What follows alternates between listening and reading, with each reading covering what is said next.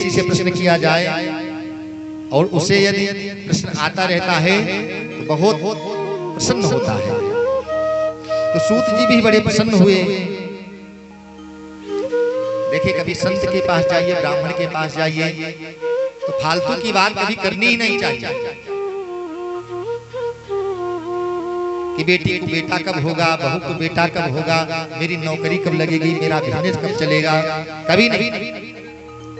ज्ञानी पुरुष के पास, संत के पास, ब्राह्मण के पास आप जाकर के सिर्फ यही पूछिए कि भगवान के चरणों में मेरा मन कैसे लगेगा। और एक बात सुन लीजिए आप, सच में यदि आपका मन भगवान के चरणों में जिस दिन से लग गया, उस दिन से आपके कोई काम रुकेंगे नहीं, सारे अपने आप होने लगेंगे। बोलिए कृष्ण कन्हैया लाल की जय हो। सौनकादि ऋषियों ने प्रश्न किया कि हम सांसारिक लोगों के हृदय में जो अज्ञान भरा हुआ है, ऐसी कोई कथा सुनाइए कि जिसको सुन करके हम सबका अज्ञान दूर हो जाए और भगवान के चरणों से हमारा सबका प्रेम हो जाए। सूत जी बड़े प्रसन्न हुए और कह रहे हैं कि देखिए, हम जितने लोग हैं ना, कभी इस बात को समझ ही नहीं पाए कि हमारा जन्म किस लिए हुआ है। कालम व्याल मुखाग्रास त्रास निराश हेतु, हम लोग काल के मुख के गाल में बैठे हुए हैं। हम सब काल के मुख में बैठे हुए हैं और हमारा जीवन कब तक सुरक्षित है जानते हैं? देखिए, कालम व्याल, व्याल माने होता है सर्प। हमारा जीवन कब तक सुरक्षित है? जब तक उस सर्प ने अपने मुख को बंद नहीं किया। जिस दिन उस सर्प ने अपने मुख को बंद कर लिया, हमारी राम नाम सत्य हो जाएगी। बोलिए कृष्ण कन्हैया लाल की जय हो। तो हम सब चिंता बहुत करते हैं, भगवान के विषय में चिंतन कभी करते हैं। तो वही सूत जी महाराज सौनकादि ऋषियों को बताते हैं, यही कथा श्रीमद् भागवत जी की कथा कि श्रवण से चिंता मिटती है और चिंतन धीरे धीरे होने लगता है। बोलिए कृष्ण कन्हैया लाल की जय हो। सूत जी महाराज सौनकादि ऋषियों की कथा सुनाते हुए कहते हैं कि जब महाराज परीक्षित को 7 दिन में मृत्यु का श्राप मिला,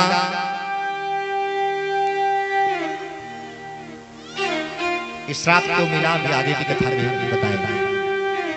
तो देवता लोग अपने यहां से अमृत लेकर के आए।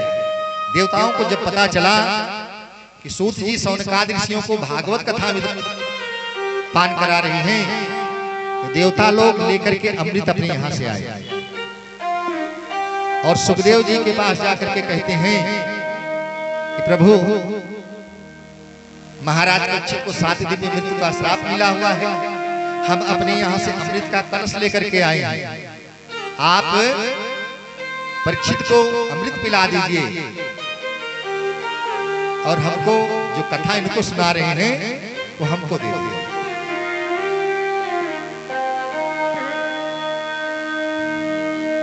सुखदेव जी ने सोचा कि देवता लोग कभी घाटे का सौदा नहीं करते, कभी भी घाटे का सौदा देवता लोग नहीं करते हैं।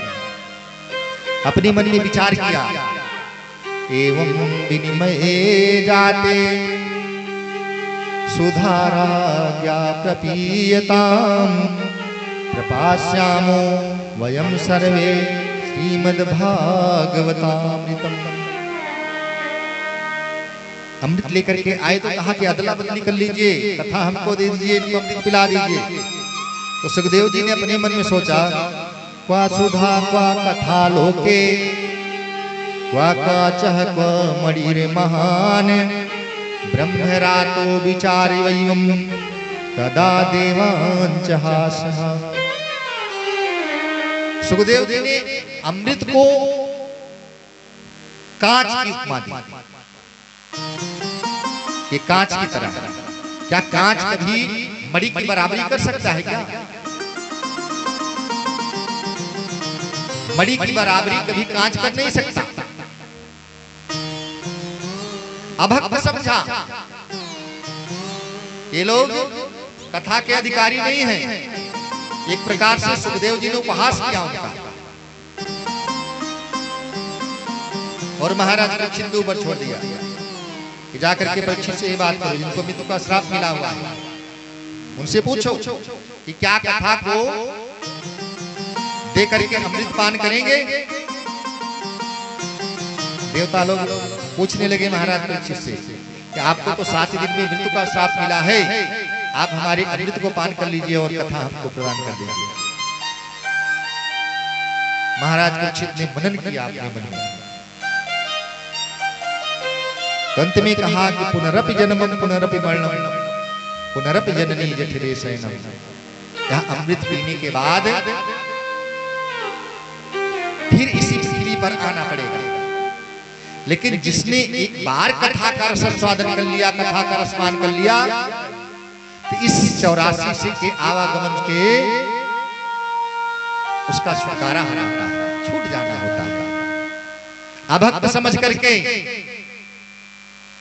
देवताओं को सुखदेव जी ने भागवत की कथा नहीं प्रदान किया, वही कथा आप लोग श्रवण कर रहे हो। बोलिए कृष्ण कन्हैया लाल की जय हो।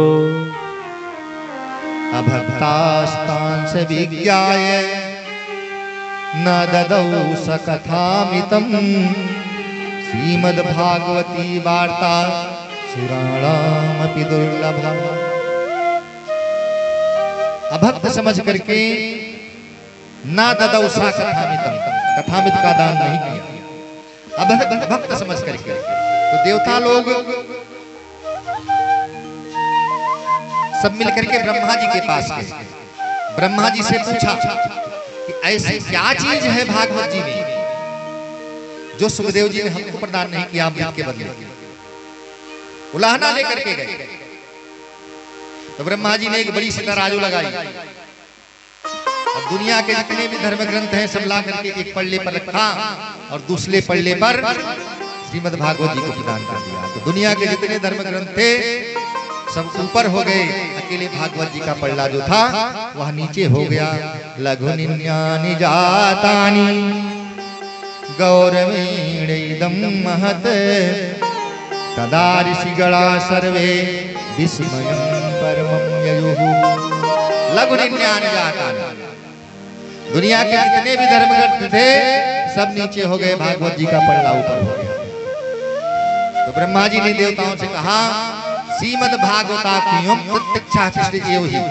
क्या भागवत कोई पोथी नहीं है, या साक्षात कृष्ण स्वरूप है, या साक्षात कृष्ण है। तो सनकादिक ऋषियों ने